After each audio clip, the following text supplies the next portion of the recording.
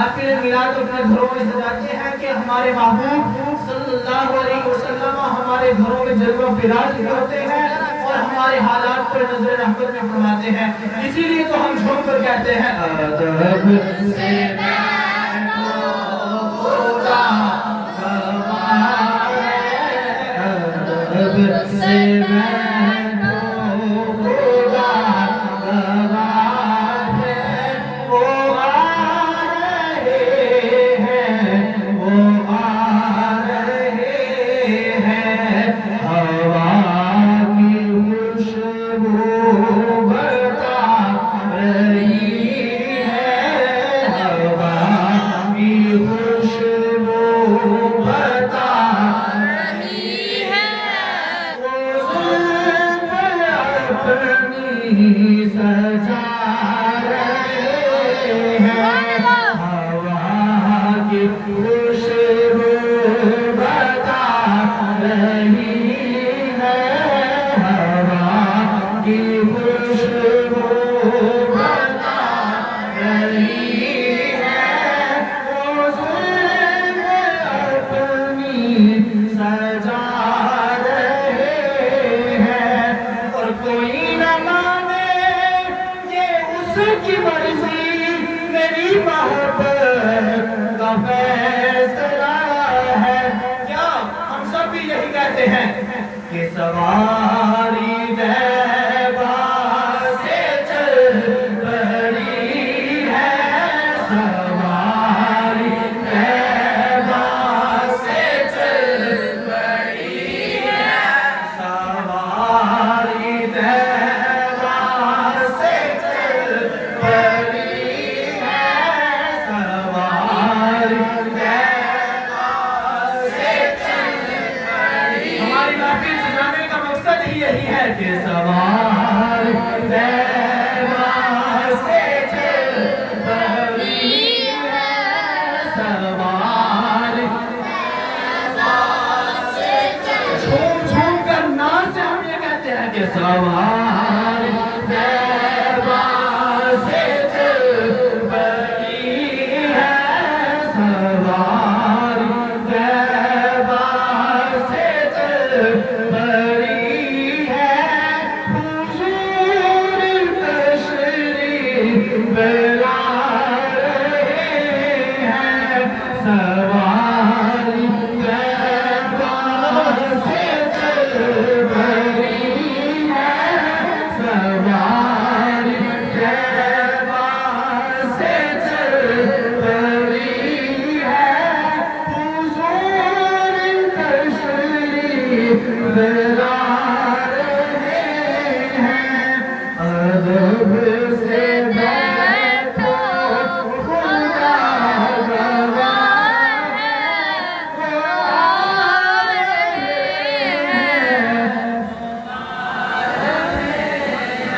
السلام علیکم. الحمدللہ آج ہم رانا حسن علی مرحوم رحمت اللہ علیہ کے گھر میں محفل میلاد سجائے بیٹھے ہیں. اللہ تعالیٰ ان کے درجات بلند فرمائے، ان کی قبر پر اپنی کروڑہا رحمتوں کا نزول فرمائے، اور ان کے بیٹے جن تمام نے اس محفل پاک کا اہتمام کیا، اللہ تعالیٰ ان کا محفل پاک سجانا، ہم سب کا یہاں آ کر مل بیٹھنا اپنی بارگاہ قدس میں قبول و منظور فرمائے، اور ان تمام بھائیوں کو ہمیشہ تا دم آخر کسی طرح محبت سے رہنے کی توفیق نصیب فرمائے.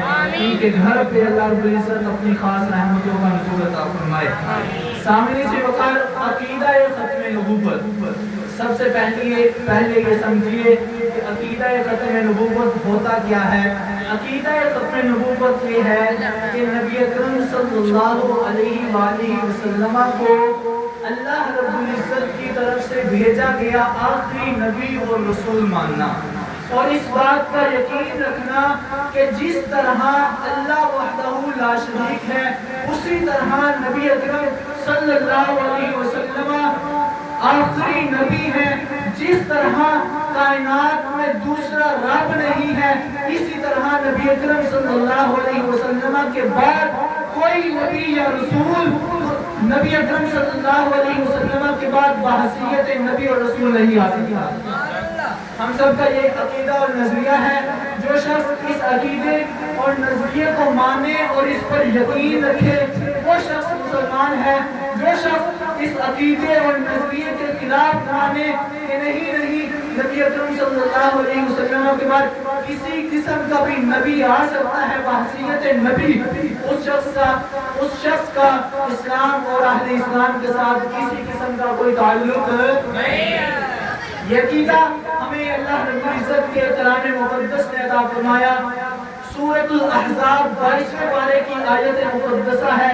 اللہ رب العزت نے کلام مقدس میں ارشاد فرمایا ما کان محمد ابا احد من رجالکم، اے لوگوں سنو، محمد صلی اللہ علیہ وسلم تم مردوں میں سے کسی کے باپ نہیں ہیں، تم مردوں میں سے کسی کے باپ نہیں ہیں، ولیکن رسول اللہ وخاتم النبیین، لیکن اللہ کے رسول اور نبیوں میں سے سب سے آخری نبی ہیں۔ اللہ رب العزت نے ہمیں یہ عقیدہ عطا فرمایا، جو شخص اس عقیدے اور نظریے کے خلاف کرے گا اس شخص کا اسلام اور اہل اسلام کے ساتھ کسی قسم کا کوئی تعلق نہیں ہے۔ اسی عقیدے اور نظریے کو نبی اکرم صلی اللہ علیہ وسلم نے اپنی حدیث پاک میں ارشاد فرمایا۔ حضرت ثوبان رضی اللہ تعالیٰ عنہ حدیث پاک روایت کرتے ہیں، ان ثوبان رضی اللہ تعالیٰ عنہ قال قال رسول اللہ صلی اللہ علیہ وسلم ان اللہ زوالی الارض فرائیت مشارقها ومغاربها۔ حضرت ثوبان رضی اللہ تعالیٰ عنہ فرماتے ہیں، روایت کرتے ہیں کہ رسول اللہ صلی اللہ علیہ وسلم نے ارشاد فرمایا ان اللہ زوالی الارض، فرمایا کہ اللہ رب العزت نے میرے لیے زمین کو میرے سامنے رکھ دیا ہے، کل کائنات کو، کل زمین کو۔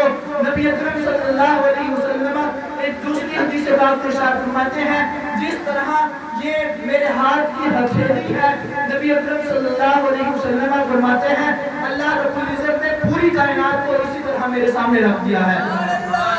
اور نبی اکرم صلی اللہ علیہ وسلم کی نگاہ مبارکہ کس قدر کمال کی ہے، نبی اکرم صلی اللہ علیہ وسلم فرماتے ہیں وَرَأَيْتُ مَشَارِقَهَا وَمَغَارِبَهَا، فرمایا کہ اے لوگوں سنو، میں نے کائنات کے ذرے ذرے کو مشرق سے لے کر مغرب تک دیکھ لیا ہے۔ سبحان اللہ، سبحان اللہ، سبحان اللہ۔ یہ ہر اس شخص کو جواب ہے کہ جو شخص یہ سمجھتا ہے، جس کا یہ نظریہ ہے کہ معاذ اللہ نبی تو دیوار کے پیچھے کا علم نہیں رکھتا، میں نے کہا وہ تمہارا کوئی کانا دجال نبی ہوگا۔ ہمارے محبوب صلی اللہ علیہ وسلم وہ عظمت والے رسول اور نبی ہیں جن کی شان مبارکہ یہ ہے کہ اللہ رب العزت نے کائنات کے ذرے ذرے کو ان کے سامنے رکھ دیا ہے۔ اب آگے نبی اکرم صلی اللہ علیہ وسلم نے کیا ارشاد فرمایا؟ فرمایا انہو سیکون فی امتی ثلاثون کذابون، فرمایا اے لوگوں سنو، ان قریب میری امت میں 30 دجال ہوں گے۔ ذرا پیار سے بول کے سبحان اللہ، سبحان اللہ۔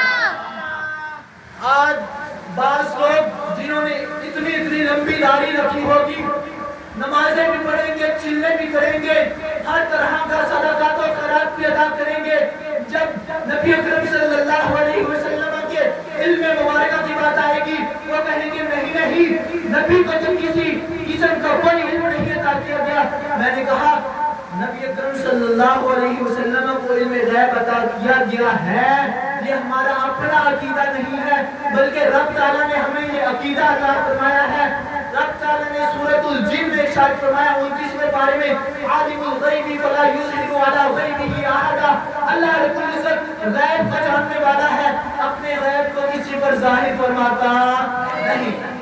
اللہ رب العزت نے یہ کلام مقدس میں ارشاد فرمایا ہے، اللہ رب العزت غیب کو جاننے والا ہے، اپنے غیب کو کسی پر ظاہر فرماتا نہیں۔ اب بعض لوگ آپ کے سامنے اتنی آیت مقدسہ پڑھیں گے، اس آیت مقدسہ کو پڑھ کر کہیں گے کہ دیکھو تم یہ کہتے ہو کہ معاذ اللہ رب العزت نے نبی کو علم غیب عطا کیا ہے ان کے عقیدے کے مطابق، لیکن یہ دیکھو رب فرما رہا ہے کہ عالم الغیب فلا یظہر علی غیبہ احدا، کہ رب غیب کو جاننے والا ہے، اپنے غیب کو کسی پر ظاہر فرماتا نہیں۔ اب جب آپ یہ قرآن کی آیت سنیں گے آپ کیا کہیں گے؟ یار ہمارے مولوی صاحب تو ساری زندگی میں غلط بتاتے رہے، یہ دیکھو قرآن پڑھ کر ہمیں سنا رہا، یہ دیکھو قرآن پڑھ کر ہمیں سنا رہا ہے، لیکن وہ قرآن سنا کر بسے پڑھتا آپ لوگوں کو آپ کے ساتھ بے وقوفی کھیل رہا ہے۔ وہ کرنا کیا چاہ رہا ہے کہ نبی اکرم صلی اللہ علیہ وسلم کی دین مبارکہ سے لوگوں کو دور کرنا چاہ رہا ہے۔ ایک قرآن کی آیت تو پڑھے گا لیکن اسی آیت کا اگلا حصہ نہیں پڑھے گا، دوسری آیت مقدسہ ساتھ نہیں پڑھے گا۔ جب اللہ رب العزت نے یہ ارشاد فرمایا عالم الغیب فلا یظہر علی غیبہ احدا، کہ اللہ غیب کو جاننے والا ہے، اپنے غیب کو کسی پر ظاہر نہیں فرماتا، اللہ رب العزت نے ساتھ یہ بھی ارشاد فرمایا الا من ارتضی من رسول، لیکن اللہ اپنے جن رسولوں سے راضی ہو جاتا ہے اللہ ان کو غیب کی خبریں عطا فرما دیتا ہے۔ ذرا پیار سے بولیے سبحان اللہ۔ ہم اہل سنت و جماعت وہ عقیدہ اور نظریہ رکھنے والے ہیں کہ ہمارا عقیدہ اور نظریہ صرف شعر و شاعری سے ثابت نہیں ہوتا، بلکہ الحمدللہ ہمارا ہر عقیدہ اللہ رب العزت کے پیارے قرآن سے بھی ثابت ہوتا ہے اور مصطفیٰ کریم صلی اللہ علیہ وسلم کے پیارے فرمان سے بھی ثابت ہوتا ہے۔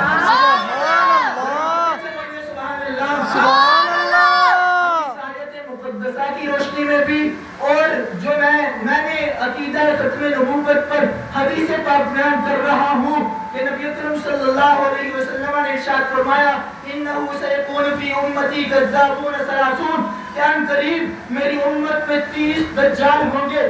اس آیت ماقبل جو آیت مقدسہ میں نے پڑھی ہے اس آیت مقدسہ کی روشنی میں بھی اور اس حدیث پاک کی روشنی میں بھی ہمارا یہ عقیدہ ثابت ہوتا ہے کہ اللہ رب العزت نے اپنے محبوب صلی اللہ علیہ وسلم کو غیب کی خبریں عطا فرمائی ہیں۔ نعرہ تکبیر، اللہ اکبر، نعرہ رسالت، نعرہ حیدری، نعرہ غوثیہ، تاجدار ختم نبوت، زندہ باد زندہ باد، تاجدار ختم نبوت، زندہ باد زندہ باد، لبیک لبیک لبیک یا رسول اللہ، لبیک لبیک لبیک یا رسول اللہ، لبیک لبیک لبیک یا رسول اللہ، تاجدار ختم نبوت، زندہ باد زندہ باد۔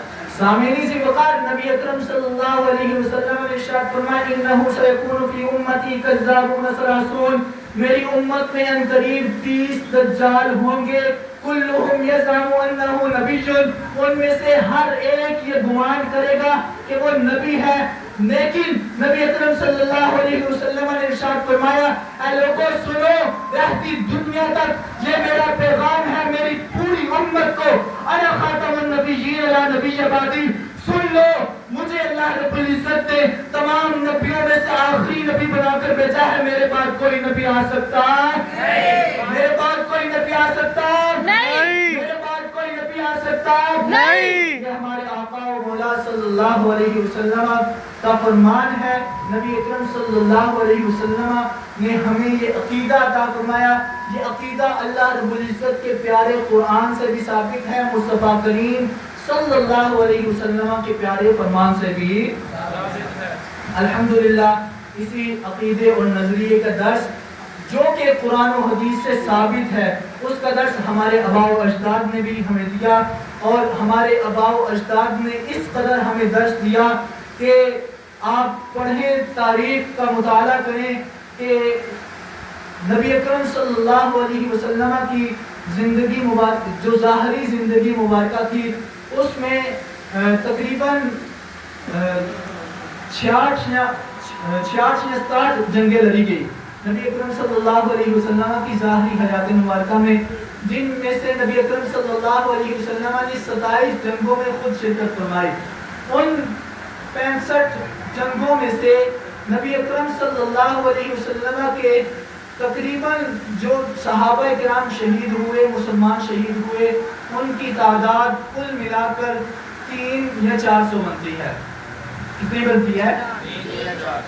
لیکن نبی اکرم صلی اللہ علیہ وسلم کی ظاہری حیات مبارکہ سے کوچ کرنے کے بعد، وصال مبارکہ فرمانے کے بعد، حضرت صدیق اکبر رضی اللہ تعالیٰ عنہ کے دور خلافت میں سب سے پہلے ختم نبوت پر جو جنگ لڑی گئی جس کو جنگ یمامہ کے نام سے یاد کیا جاتا ہے، اس ایک جنگ میں نبی اکرم صلی اللہ علیہ وسلم کی ختم نبوت کی خاطر جو صحابہ کرام اور تابعین شہید ہوئے ان کی تعداد کم و بیش 1200 کے لگ بھگ ہے۔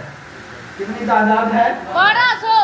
نبی اکرم صلی اللہ علیہ وسلم کی ختم نبوت کی خاطر یہ عظیم جنگ لڑی گئی جس میں سے 700 صحابہ کرام وہ تھے جو حافظ قرآن تھے۔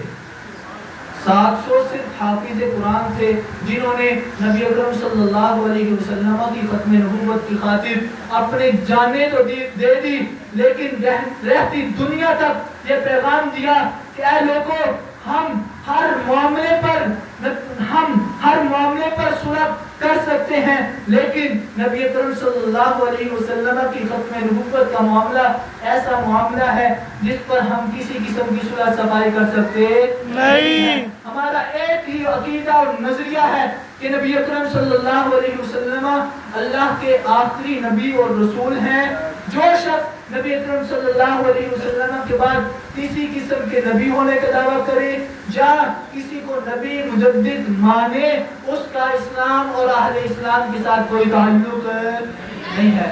اللہ رب العزت ہمیں اسی عقیدے